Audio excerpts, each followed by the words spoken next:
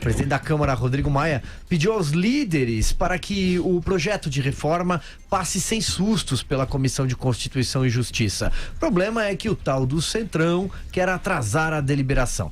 Seguindo a articulação de Maia, grande parte desse Centrão deve atender ao pedido do presidente da Câmara de preservar a PEC da reforma na CCJ para que não haja alteração no conteúdo. Até porque CCJ é para admissibilidade, né? Para ver se está de acordo ou não com a Constituição. Como dito aqui no programa de ontem, os partidos não se comprometeram com o calendário de votação previsto pelo governo, que tenta acelerar para que a etapa da comissão seja concluída antes da Páscoa. Carlos Andreasa, vai daí. A gente comentou aqui no programa, e eu dei muita ênfase a isso, ao fato de a Câmara ter dado de presente, parecia uma deferência, a CCJ inteira, comando da CCJ, no caso da reforma da Previdência, para o PSL. O presidente da comissão do PSL, Felipe Francischini, bem intencionado, mas, com todo respeito, me parece cru, inexperiente para a condução dos debates. Os resultados estão aí, sessões são sempre uma bagunça, sem controle, e o tempo vai passando. E também o relator da reforma da Previdência na CCJ. Isso parecia uma deferência, mas pode ser compreendido também como uma armadilha, para mostrar a fraqueza do partido do presidente. Não nos esqueçamos da sessão em que o ministro da Economia, Paulo Guedes, esteve lá, presidida pelo PSL e sem que os deputados do partido se mobilizassem para defender o ministro. E por aí vai. Agora uma imposição, porque é disso que se trata, daqueles que deram ao PSL e à CCJ para que a pauta seja alterada, para que, portanto, independentemente da matéria ser discutida, no caso, o orçamento impositivo, para que a reforma da Previdência na CCJ vá adiante. Isto quando se diz que ela seria votada, o relatório seria votado na semana que vem. No dia 17 é a data. Será? Como será esse tramitar de agora em diante? Tem uma armadilha aí na CCJ contra o PSL que não precisa de armadilha, bem da verdade, se embola por si. Diga, Vera, diga. Não, eu acho que sobre o dia a dia da Previdência está mais ou menos dito, a gente já falou sobre isso ontem. Eu vou pegar um outro assunto para trazer à baila, porque ele tem a ver com a reforma da Previdência. Hoje, sem mais nem menos, o secretário da Receita, Marco Sintra, deu uma entrevista adiantando trechos da reforma tributária.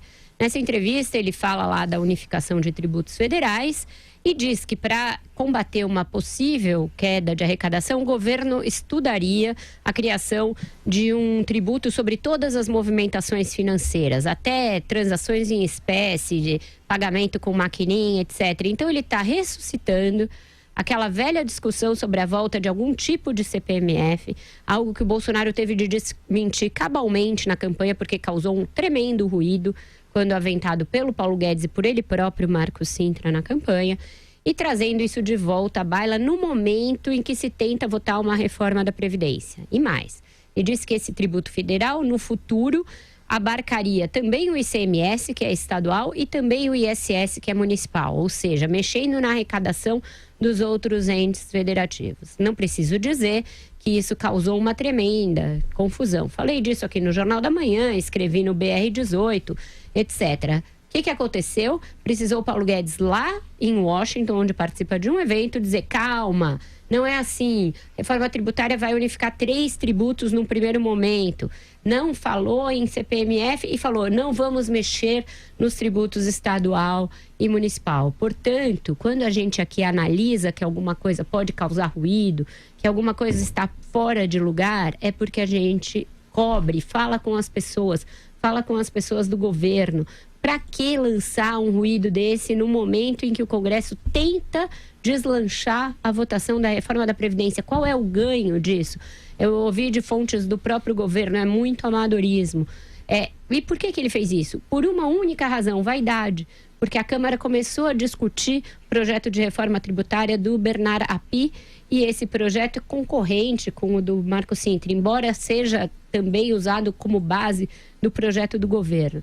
Então, o governo precisa coordenar as suas iniciativas sob pena de ficar patinando nessa gelatina geral de incompetência.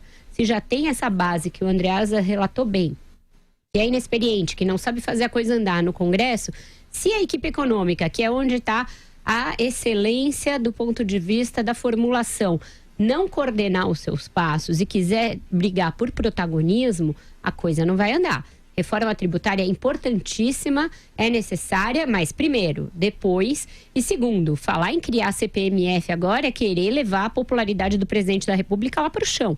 Precisou o posto Ipiranga lá de longe vir dizer que não é bem isso. Então, precisa coordenar as falas. É uma fala em on do secretário da Receita, não é invenção da imprensa, não é torcida contra, é preciso ler as coisas, saber ler, dizer, fazer a crítica quando tem que ser feita, porque a nossa crítica que faz o governo corrigir os erros, como fez o ministro agora. Sigo com você, Alexandre Borges. Bom, pegando um gancho da Vera, do ministro da Economia, do Paulo Guedes, em Washington, né? Ele disse o seguinte, ele disse que o presidente Bolsonaro não é falso, não diz que ama a reforma da Previdência, mas entende como necessária. E aí, Paulo Guedes ainda diz o seguinte, é de coração? Bolsonaro está apaixonado pela reforma? Claro que não. Mas enfim, então qual é a importância dessa fala? A gente às vezes diz que realmente a comunicação da reforma da Previdência precisa começar dentro de casa, e várias vezes eu mesmo já disse aqui que o próprio presidente precisa ser mais até convencido da necessidade da reforma para também ser um garoto propaganda da reforma do seu próprio governo. E aí às vezes a gente recebe xingamento nas redes sociais, como se a gente estivesse inventando fake news, e está aí o próprio ministro da Economia dizendo que o presidente não é apaixonado pela própria reforma, que não é de coração, mas que ele entende como necessário. Então é isso que a gente tem dito há muito tempo, né? É uma reforma que mexe com o Brasil de uma forma muito estrutural, muito importante, e então assim, a gente precisa que o próprio presidente seja o primeiro a estar convencido da reforma do seu próprio governo. E quando a gente fala que tem que haver esse esforço de unificação da comunicação em relação à reforma dentro do próprio governo, começa com o próprio presidente. Em relação à postura do Centrão, que a gente está na pauta aqui, é bom primeiro lembrar que o Centrão ao menos admite negociar e se diz favorável que haja uma reforma. Eles vão discutir pontualmente aqui e ali algumas divergências, algumas discordâncias, mas pelo menos é uma situação, eles estão numa posição muito melhor do que, por exemplo, quase 150 deputados de oposição que dizem que já são completamente contra a reforma da Previdência, e na minha avaliação contra o próprio Brasil e a solvência das contas brasileiras. Então é claro que quem vai defender a posição do Centrão vai dizer que eles estão querendo evitar serem tratorados pelo Executivo, né? Eles querem firmar e marcar a posição. Quem defende a posição do Executivo vai dizer que eles estão, na verdade, querendo trocar por cargos, dinheiro, qualquer tipo de fisiologismo. Acho que a verdade está aí no meio caminho entre as duas posições. Tem um pouco do Centrão querendo evitar ser tratorado, o que é válido, e tem também alguma validade na crítica do governo em relação a querer evitar fisiologismo e relações, vamos dizer, pouco republicanas com o Congresso. Tô vendo a Andreasa com o braço erguido ali, diga lá. É porque a Vera falou do Marco Sintra, e eu queria fazer um adicional, uma sugestão para o Marco Sintra, que largue o Twitter.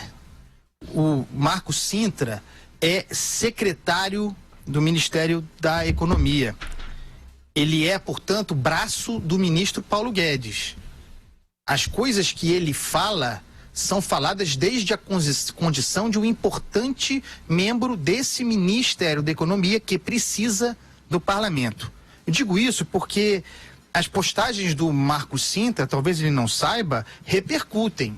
E repercutem no Congresso. Ele tem feito postagens revolucionárias, né?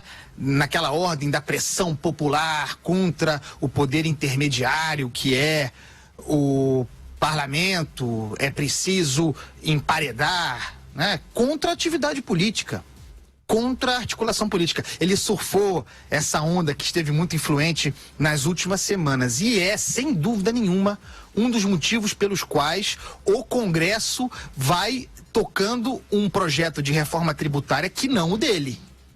Ficou ruim para o Marco Sintra. Seria bom para o Brasil, para a reforma da Previdência e para outras, a da tributária, para que ele possa estar à frente desse processo, que ele entendesse que nós vivemos sob democracia representativa e que ele, com todo respeito, já passou da idade de jogar para a galera.